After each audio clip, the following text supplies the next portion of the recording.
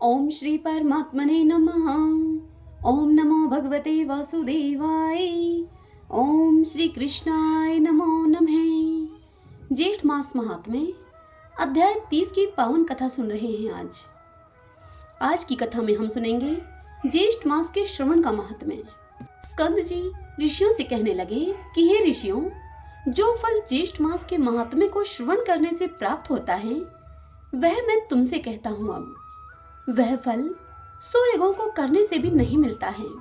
जो फल समस्त प्रकार के दान देने से, समस्त तीर्थों में स्नान करने से और जप तथा यज्ञ करने से जो फल मिलता है, वही फल ज्येष्ठ मास के महात्म्य को श्रवण मात्र से मिल जाता है। समस्त महात्म्य को श्रवण करने से मनुष्य पुनर्जन्म का भागी नहीं होता। संपूर्ण अथवा आधा, आधे का भी आधा अथवा चतुर्थांश का भी आधा, एक अध्याय, आधा अध्याय, एक श्लोक अथवा आधा श्लोक जो भी मनुष्य भक्ति और श्रद्धा के साथ श्रवण करता है उसको अनंत पुण्य की प्राप्ति होती है। हे द्विजों, 16 पुण्यवान पुरुषों के पुण्य कार्य में अनेकों विघ्न पड़ते हैं। अतः विघ्न की शांति के लिए मनुष्य को पुण्य करना चाहिए। यदि स्नान, कर्म और महात्म्य श्रवण कार्य में विघ्न आ जाए तो विघ्न भय से पुण्य कर्म का त्याग न करे, उस कर्म को दूसरे से करवा देवे। बारंबार पुण्य कर्म को करने से विघ्नों का नाश होता है। कलयुग में करने के योग्य बहुत से कर्म हैं, परंतु कलयुग में पुराण श्रवण सबसे श्रेष्ठ कहा गया है। गौ हत्यारा, कृतघ्न, ब्रह्म हत्यारा, पितृघाती, मातृघाती, मदिरा पीने वाला, कुष्ठी, चोर, विश्वासघाती, यह सब पापी कलयुग में पुराण श्रवण से मुक्त हो जाते हैं। पुराण सुनने वाला बालक, वृद्ध, आतुर, सकाम हो या निष्काम, उत्तम, मध्यम और अधम सभी को श्रवण करना चाहिए। स्त्री, शूद्र और पतित को भी पुराण सुनना चाहिए। पुराणों के श्रवण से सर्वदा ही इष्ट फल की प्राप्ति होती है। निष्काम, सकाम, आस्था, अनास्था, स्पर्धा, कपट, स्पृह, सस्पृह सभी लोग पुराण सुनने से अपने मनोरथों को पाते हैं। भक्तिहीन होकर भी पातकी पुराण श्रवण करने से स्वर्ग को गए हैं। इस विषय में एक पाप नाशनी कथा है, वह कहता हूँ, उसे सुनिए। प्रथम द्वारकापुरी में देव शर्मा नाम वाला एक ब्राह्मण रहता था। ब्रह्म कर्म से भ्रष्ट वह ब्राह्मण सर्वदा प्रेत कर्म और दुष्ट कर्म किया करता था। तदंतर उसने अपने कुटुंब के निर्वाह के लिए चोरी का कर्म भी आरंभ कर दिया था। इसी प्रकार वह उस रमणीक नगर में बहुत दिनों तक वास करता रहा। इस प्रकार के कर्म करते हुए उसे बहुत वर्ष बीत गए। उसके पश्चात दैव योग से ज्येष्ठ मास का महीना आ गया। ज्येष्ठ मास में सभी नागरिक ज्येष्ठ स्नान करने को उद्यत हुए और फिर दान आदि तथा पूजा का सभी सामान लेकर प्रतिदिन गोमती में स्नान करने के निमित्त जाने के लिए सभी लोग तत्पर हुए। वहां जाकर स्नान आदि करके दूसरे वस्त्र ग्रहण करके भगवान विष्णु के मंदिर में जाते थे। तदंतर सभी लोग एकत्रित होकर एक श्रेष्ठ ब्राह्मण को व्यास आसन देकर, अर्थात कथा सुनाने वाले को व्यास आसन दिया जाता है। इस प्रकार यथाशक्ति वस्त्र, अलंकार आदि सभी सामान आदर पूर्वक व्यास जी को देकर, यहाँ व्यास जी कथा सुनाने वाले को बताया गया है, जो कि वेदों, पुराणों और कथाओं में पारंगत विद्वान ब्राह्मण होता है। दान का सभी सामान व्यास जी को देकर उनका पूजन करके उनसे ज्येष्ठ महात्म्य पाठ का श्रवण करते थे। इस प्रकार दोपहर वहां पर रहकर फिर सभी अपने घर को आते थे। कुछ दिन बीतने पर वह द्विजाधर्म देव शर्मा नामक ब्राह्मण चोरी करने के निमित्त ही, जो सदैव इस कार्य के लिए ही वहां पर जाया करता था कि वह कहां से क्या चोरी करे, इस चिंता में उस देव शर्मा ब्राह्मण को उसे वहां तालाब पर बहुत दिन बीत गए, परंतु उसे चोरी करने का समय ही नहीं मिला। आज या कल वस्त्र तथा आभूषण की चोरी करूंगा मैं। इसी विचार में पूर्णमासी की तिथि आ गई और पूरा ज्येष्ठ मास बीत गया। पूर्णमासी के दिन सभी लोगों ने उत्साहपूर्वक स्नानादि कर्म किया, पुराण श्रवण किया और व्यास जी का पूजन किया। पूजन करके वस्त्र, आभूषण, द्रव्य, फल, फूल, तांबूल आदि उनको अर्पण किए। व्यास जी को दिए गए उस धन की इच्छा से, उस धन को पाने की कामना से देव शर्मा ने उस ब्राह्मण का वध करने का निश्चय कर लिया और अपने मन में विचार करने लगा कि दैव योग से प्राप्त इस व्यास की समस्त वस्तुएं मैं चोरी करके उन वस्तुओं को प्राप्त कर लूंगा। ऐसा अपने मन में निश्चय करके स्वयं वह वहां पर आ गया, क्योंकि दोपहर में सभी व्यास जी से महात्म्य का श्रवण करके अपने घर को चले जाते थे। दोपहर में व्यास जी और वह देव शर्मा ही रह गए थे। तब वह अपने मन में इस प्रकार का निश्चय करके व्यास जी के समीप आया और व्यास जी का पूजन करने का दिखावा करने लगा। और वह पृथ्वी पर गिरकर उन्हें दंडवत प्रणाम और नमस्कार करने लगा और बोला कि हे विप्र, मैं अति दीन हूँ और आपको अपना शरीर ही अर्पण करता हूँ, क्योंकि मेरे पास और कुछ भेंट आपको देने के लिए नहीं है। अब से मैं आपका दास हूँ, आप यथासुख मेरी सेवा ग्रहण कीजिए। और इस प्रकार से उस देव शर्मा ब्राह्मण ने सबसे अधिक बनावटी भक्ति दिखलाई। इसके पश्चात सूर्यास्त होने पर सभी लोग अपने घर को चले गए। हर दिन ज्येष्ठ मास में ऐसा ही होता था। सुबह लोग आते, स्नान आदि करते, कथाएं सुनते और फिर संध्या होने से पहले ही अपने घर को लौट जाते। अब उस देव शर्मा ब्राह्मण को इंतजार करते करते कि चोरी आज करूंगा, चोरी कल करूंगा, इस प्रकार पूरा महीना बीत गया। पूर्णमासी का आखिरी दिन था। तब उसने सोचा कि सभी लोग अब चले गए हैं, अब वहां केवल दो ही व्यक्ति रह गए थे।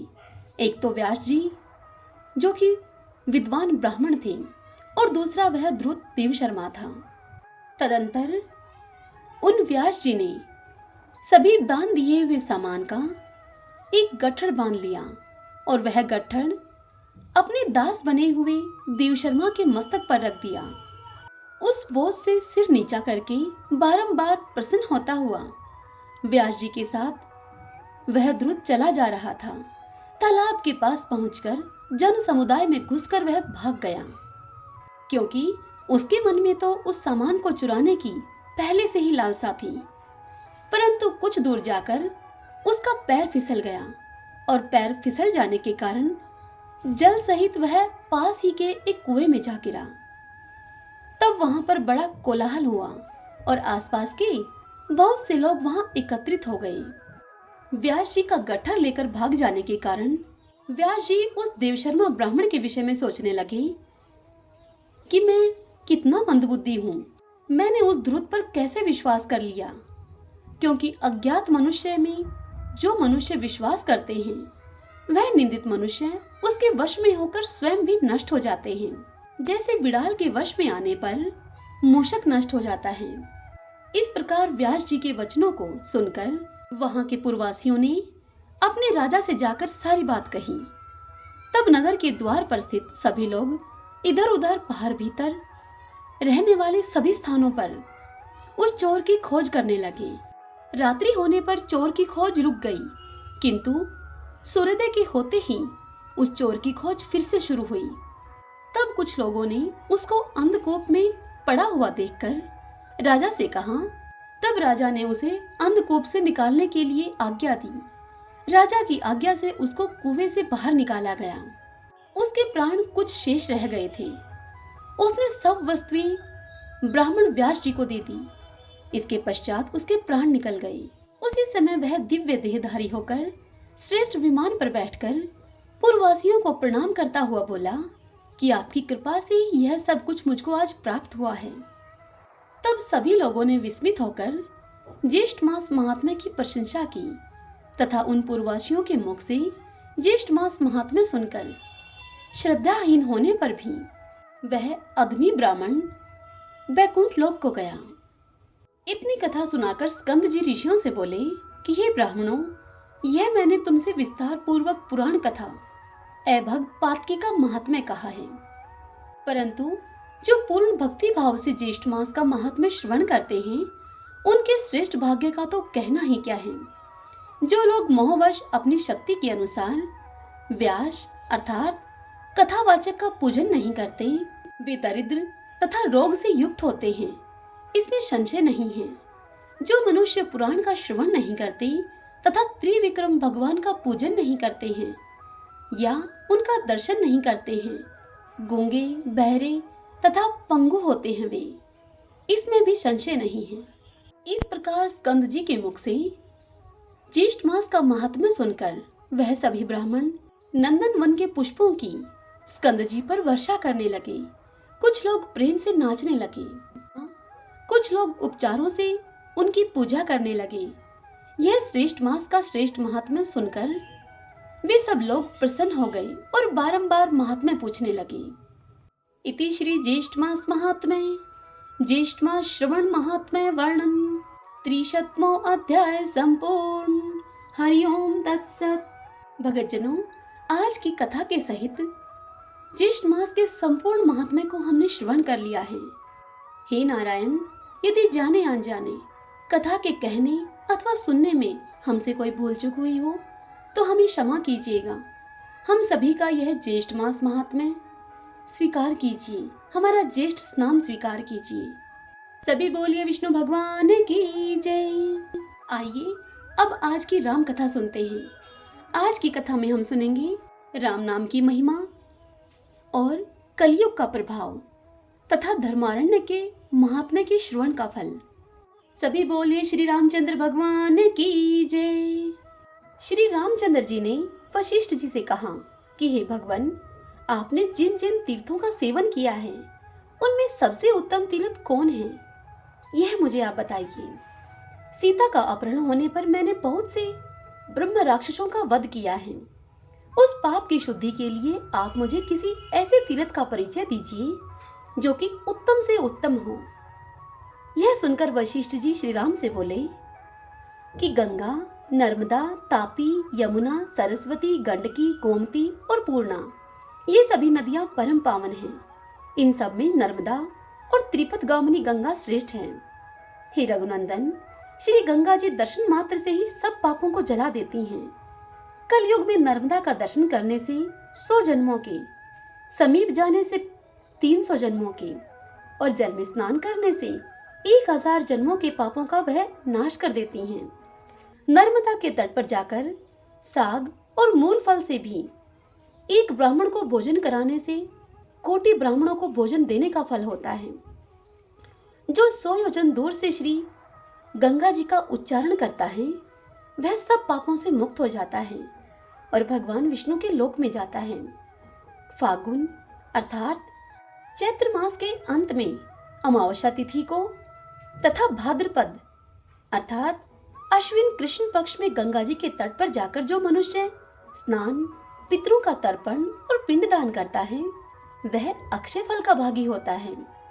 तापी नदी का स्मरण करने पर महापातकियों के भी 7 गोत्रों का उद्धार हो जाता है।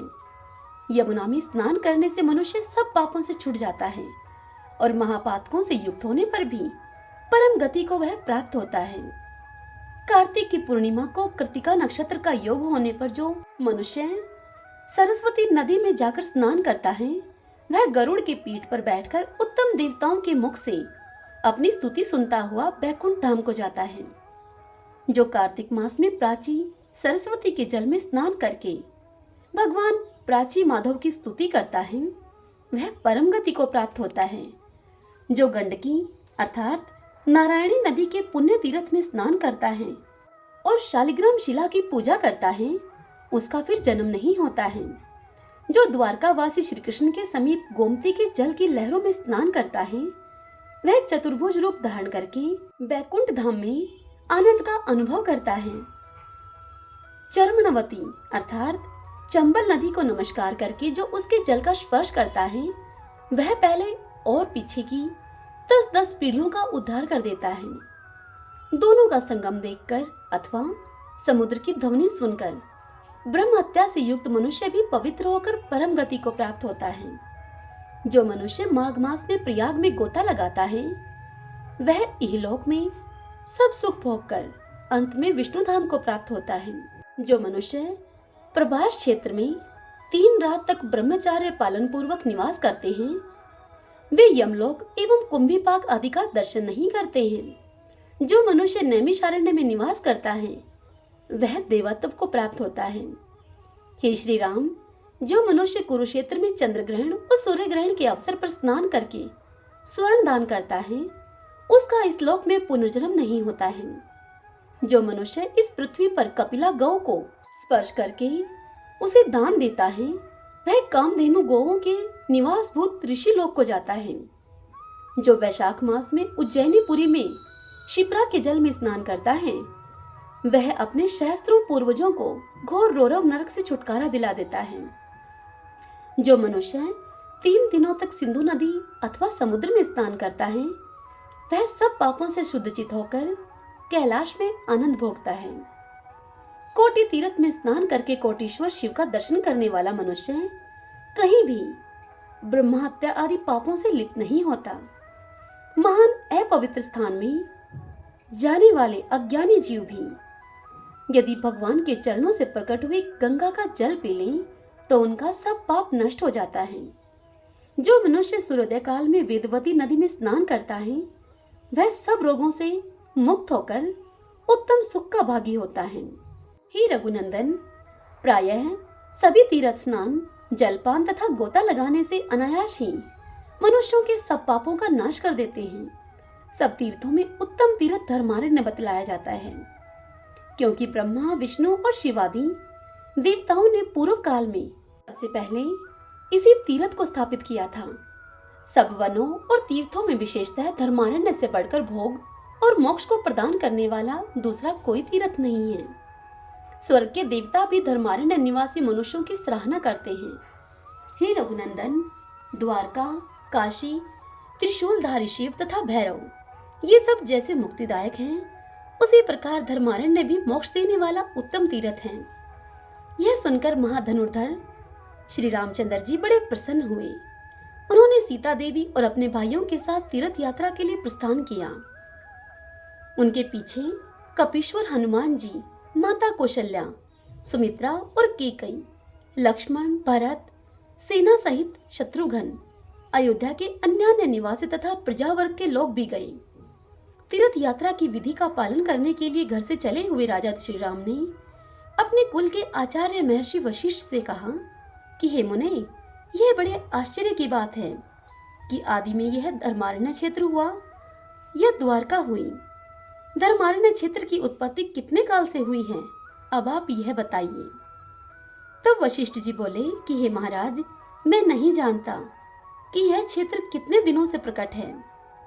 दीर्घजीवी, लोमश और जांबवान इसका कारण जानते होंगे। शरीर में जो अनेक जन्म जन्मांतरों का किया हुआ पाप संचित है उन सभी पापों का उत्तम प्रायश्चित यह धर्मारण्य क्षेत्र माना गया है।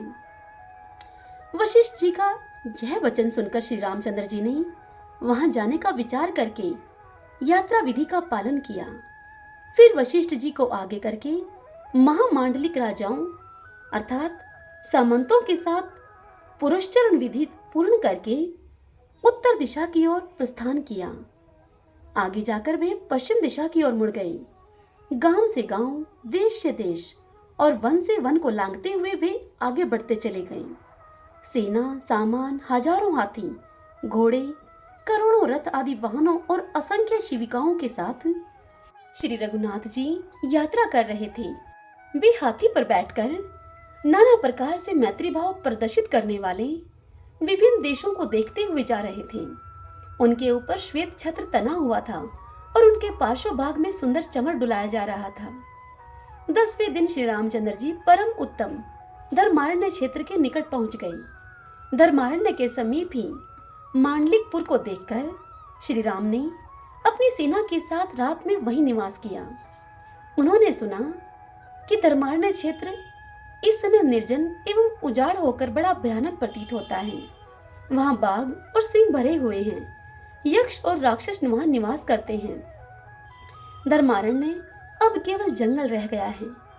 जनता के मुख से ये सारी बातें सुनकर श्री रामचंद्र जी ने सबसे कहा कि तुम लोग चिंता न करो, और फिर उन्होंने वहां के व्यवसाय कुशल, शूरवीर, महान बली एवं पराक्रमी तथा समर्थ वैश्यों को बुलाकर कहा कि तुम लोग मेरे यह सोने की पालकी शीघ्र लेके चलो, जिससे कि मैं अभी धर्मारण्य में पहुंच जाऊं।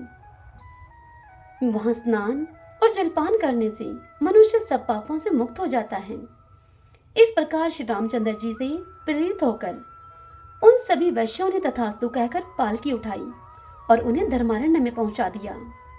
सेना के सहित श्री रामचंद्र जी जब उस क्षेत्र में प्रवेश करने लगे, तब प्रत्येक वाहन की गति मंद हो गई, बाजों की आवाज वह भी कम हो गई, हाथी मंद गति से चलने लगे, समस्त घोड़ों की भी यही दशा हुई। यह सब देखकर श्री रामचंद्र जी को बड़ा विस्मय हुआ। उन्होंने विनय पूर्वक मुनिश्रेष्ठ गुरु वशिष्ठ जी से पूछा कि हे मुनीश्वर, यह क्या बात है? सब वाहनों की गति मंद क्यों हो गई? यह तो एक विचित्र बात है। तब तीनों कालों की बात जानने वाले मुनि वशिष्ठ ने उनसे कहा कि हे राम, यह धर्म क्षेत्र आ गया। इस पुरातन तीर्थ में पैदल यात्रा करनी चाहिए।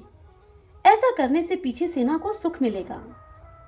तब श्री रामचंद्र जी सेना के साथ पैदल चलने लगे। जाते जाते वे मधुवासनक नाम वाले परम पावन ग्राम में पहुंचे। वहां गुरु वशिष्ठ जी की बताई हुई पद्धति से भांति भांति के उपहारों के द्वारा प्रतिष्ठा विधि के साथ साथ मातृकाओं का पूजन किया।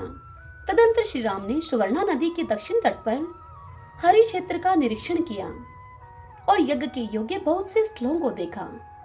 उस समय रघुनाथ जी ने धर्म स्थान का निरीक्षण करके अपने आप को कृतार्थ माना और सुवर्णा के उत्तर तट पर सैनिकों को उतारकर स्वयं उस क्षेत्र में भ्रमण करने लगे।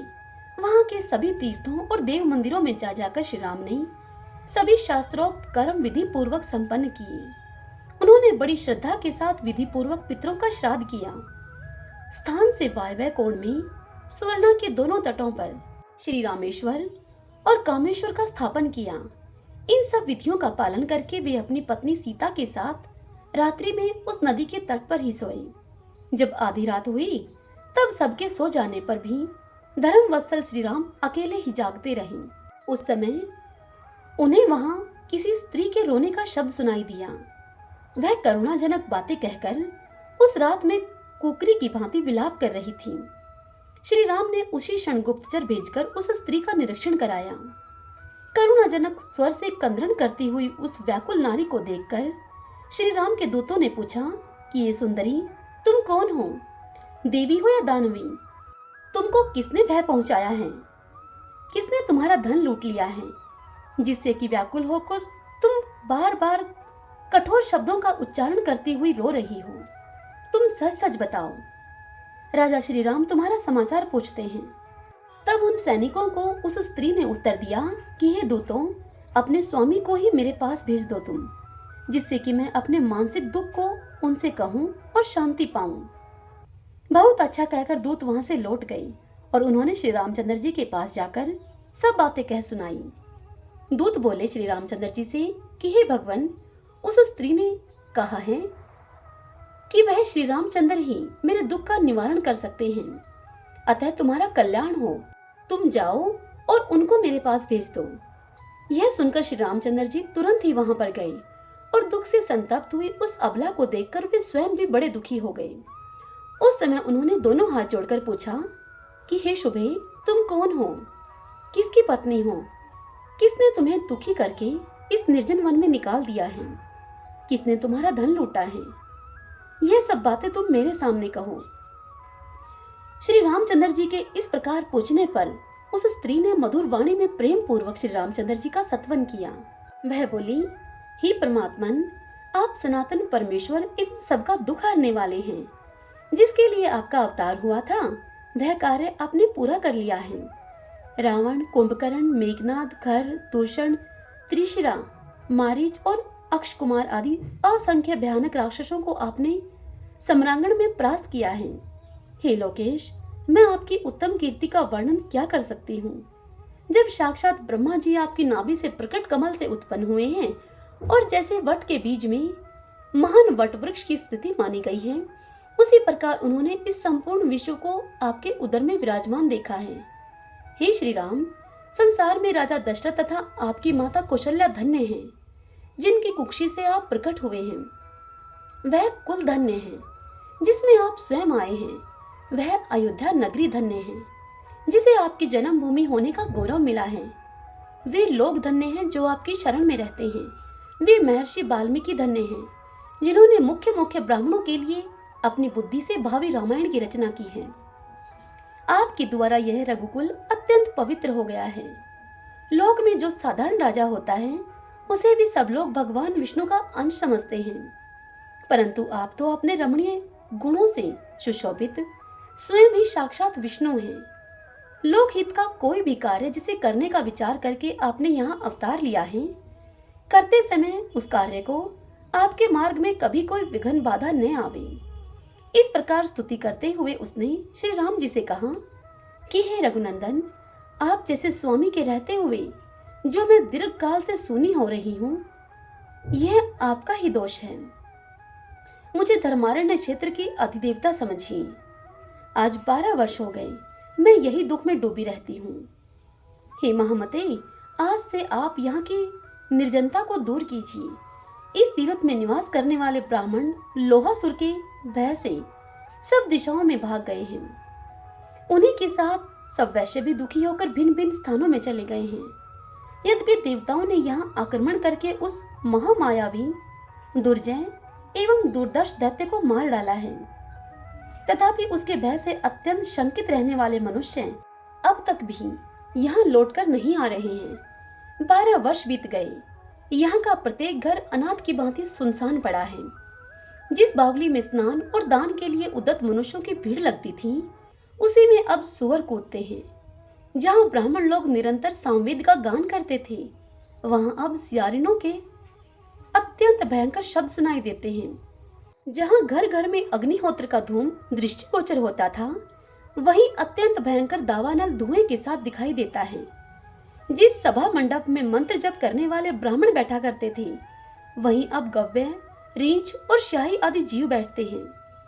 यहाँ जो ऊंची नीची यज्ञ की चौकोर वेदियां बनी थी, वे अब बांबे की मिट्टी के ढेर से घिरी दिखाई देती हैं। हे नृपश्रेष्ठ श्री राम, अब मेरा निवास स्थान इस दशा को पहुंच गया है। यहाँ से जो ब्राह्मण चले गए हैं, इसका मुझे बहुत दुख है। हे नरेश्वर, मुझे इस संकटपूर्ण अवस्था से आप उबारिए। यह सुनकर श्री रामचंद्र जी उससे बोले कि आपके ब्राह्मण चारों दिशाओं में चले गए हैं। मैं न तो उनकी संख्या जानता हूँ और न उनके नाम गोत्र से ही मेरा परिचय है। अतः उनकी जाति और गोत्र के विषय में आप यथार्थ रूप से मुझे बताइए, जिससे कि उन सबको यहाँ ले आकर मैं अपने अपने स्थान पर बसाऊं। तब श्री माता बोली कि हे नरेश्वर, ब्रह्मा, विष्णु और शिव ने जिन्हें यहाँ पर स्थापित किया था, वे वेदों के पारंगत विद्वान ब्राह्मण 18,000 की संख्या में यहाँ रहते थे। 3 वेदों की विद्या में उनकी बड़ी ख्याति है। वे प्रतिष्ठित ब्राह्मण 64 गोत्रों के हैं। उनके साथ 36,000 वैश्य थे, जो धर्मपरायण, सदाचारी और ब्राह्मणों की सेवा में संलग्न रहने वाले थे। जहाँ संज्ञा रानी के साथ राजा वकुलादित्य नाम से विख्यात भगवान सूर्य विराजते हैं। जहाँ दोनों अश्विनी कुमार हैं, जहाँ व्यय की पूर्ति करने वाले साक्षात कुबेर हैं, वही यह धर्मारण्य क्षेत्र है, जिसकी अधिष्ठात्र देवी मैं मानी गई हूँ।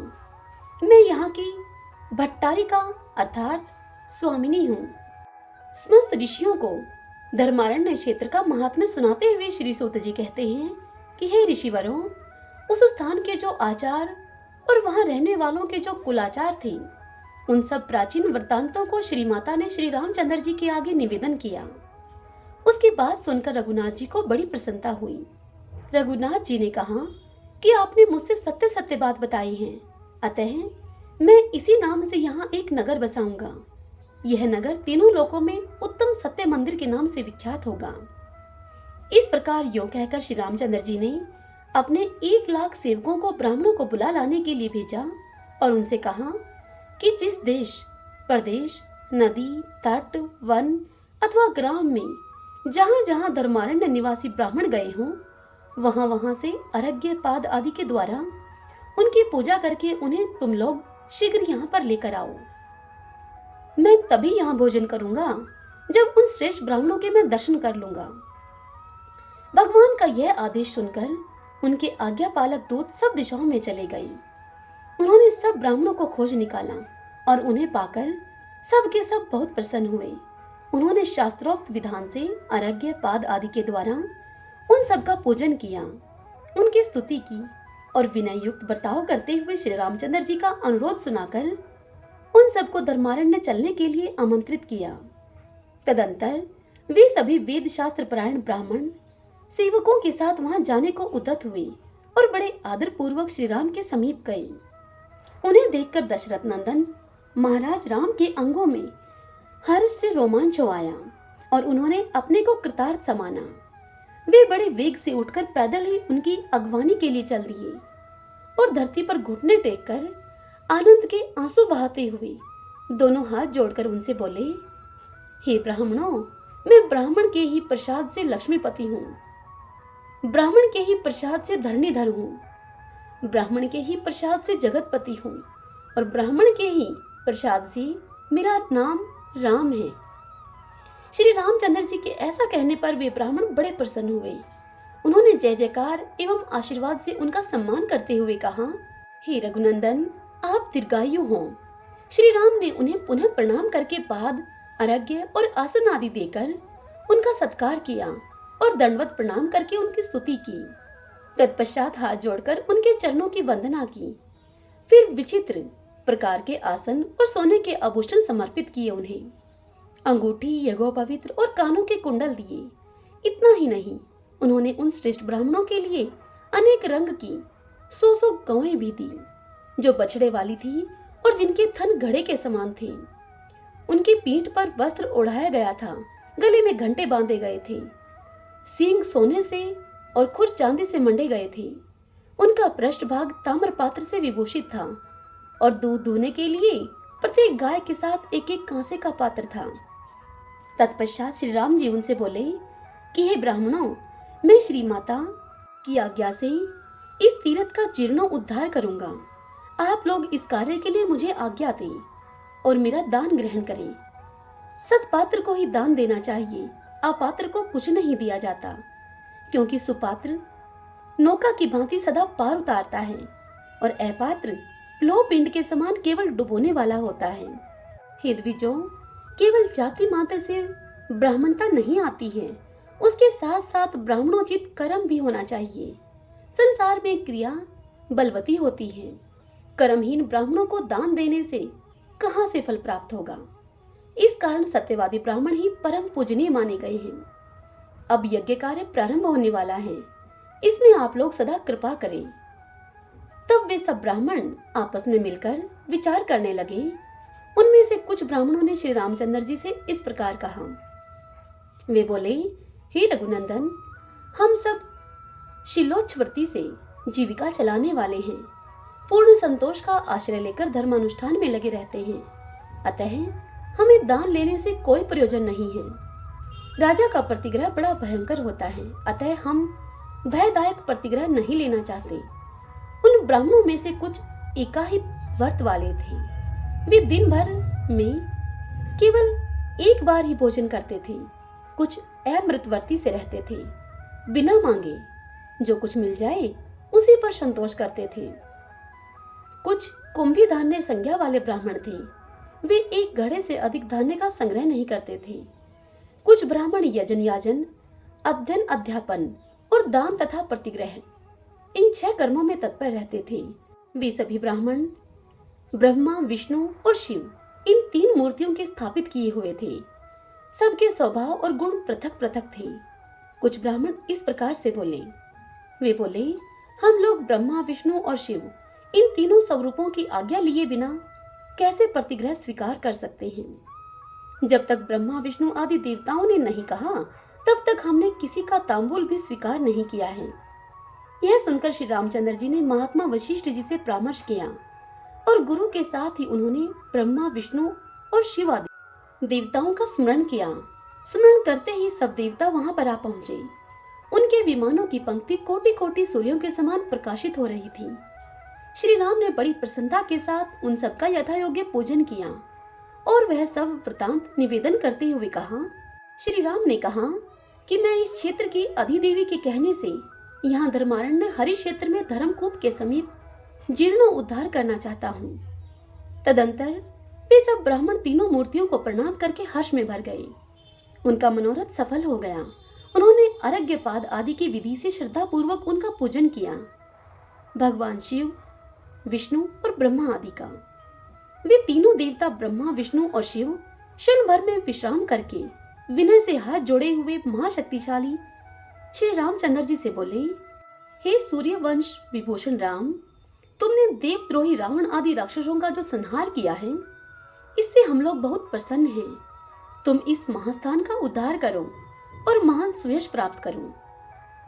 उन देवताओं की आज्ञा पाकर दशरथ नंदन श्री रामचंद्र जी बड़े प्रसन्न हुए और ब्रह्मा आदि देवताओं के समीप जीर्णोद्धार का कार्य प्रारंभ किया। उन्होंने पहले महान पर्वत के समान सुंदर एवं विशाल वेदी बनवाई और उसके ऊपर अनेक सुंदर बाह्यशाला, गृहशाला तथा ब्रह्मशाला का निर्माण करवाया। उन शालाओं में यथास्थान खजाना और ग्रह उपयोगी आवश्यक वस्तुओं का संग्रह किया गया। कोटि कोटि स्वर्ण मुद्राओं तथा रस और वस्त्र आदि से भी शालाएं भरी गईं। उनमें धन धान्य, समृद्धि एवं सब प्रकार के धातुओं का भी संग्रह किया गया। यह सब करके श्री राम ने ब्राह्मणों को दान दिया। उन्होंने एक एक ब्राह्मण के लिए 10-10 दूध देने वाली गोहें दी। उन्होंने वेदवेता ब्राह्मणों के लिए 4004 गांव दिए। ब्रह्मा, विष्णु और शिव इन तीन देवताओं ने उन्हें स्थापित किया था, इसलिए संसार में त्रिविध नाम से उनकी ख्याति हुई। इस प्रकार ब्राह्मणों को वह परम अद्भुत दान दिया। मंडलों में जो उत्तम शूद्र वैश्यवृत्ति से जीविका चला रहे थे, उनकी संख्या 1.25 लाख की थी।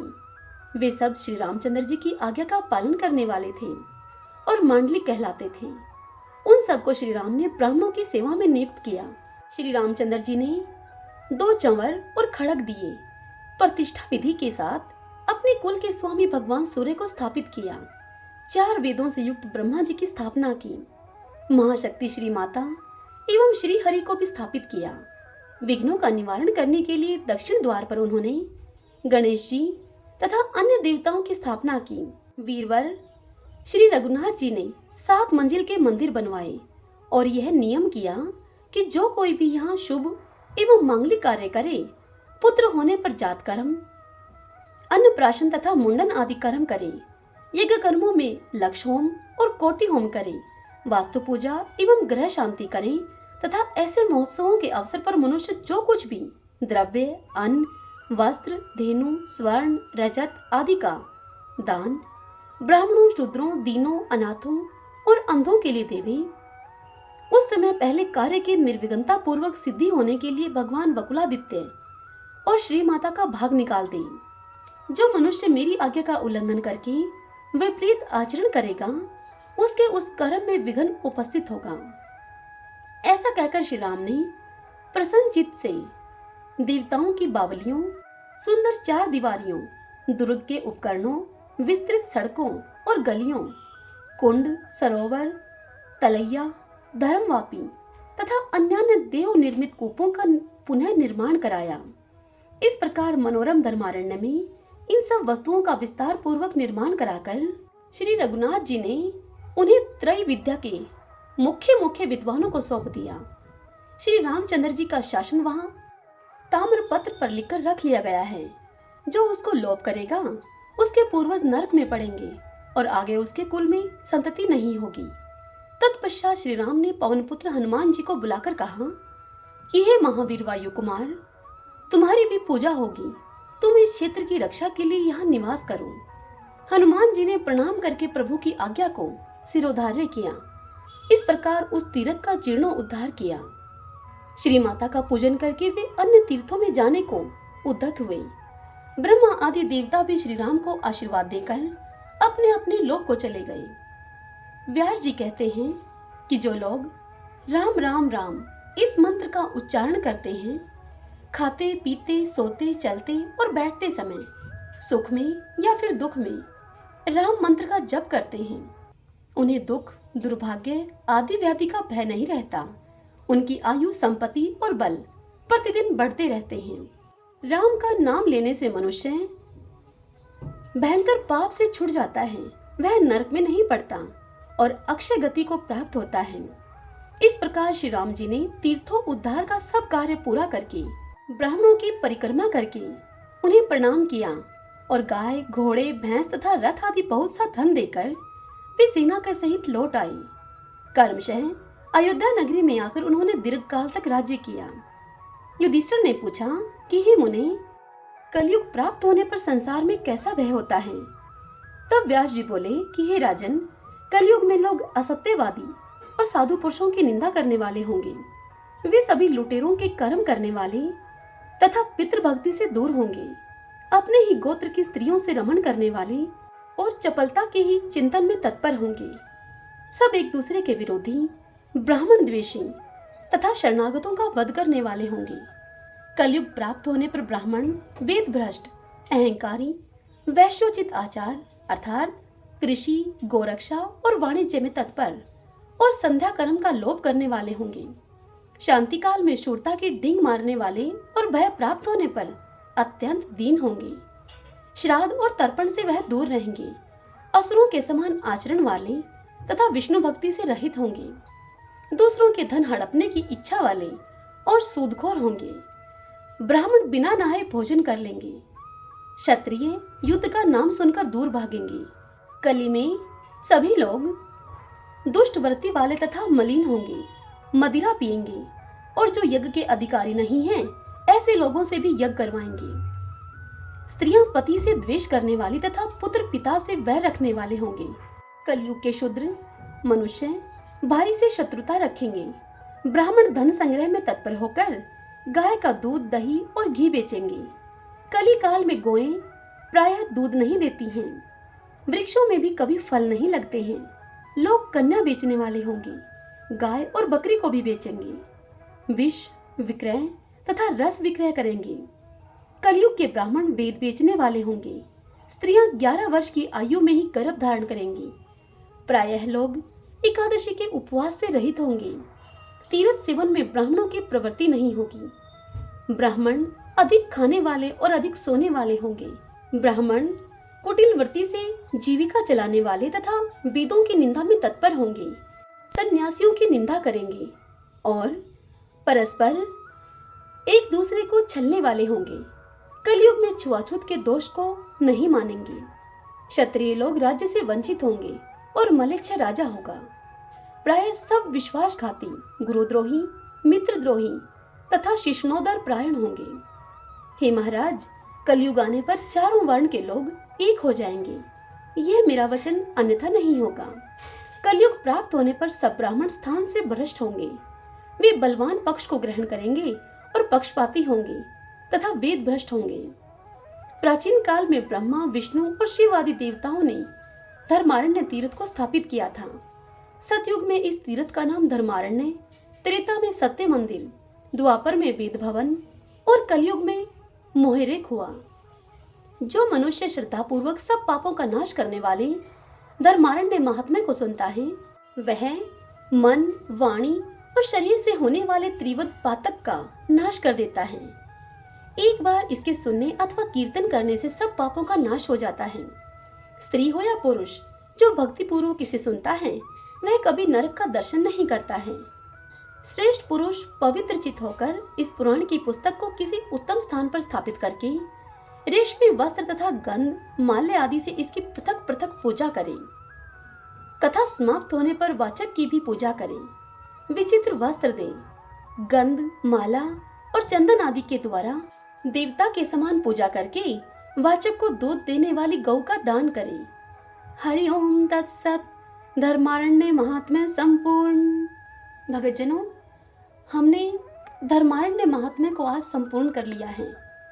सभी बोलिए श्री रामचंद्र भगवान की जय। ओम नमो भगवते वासुदेवाय।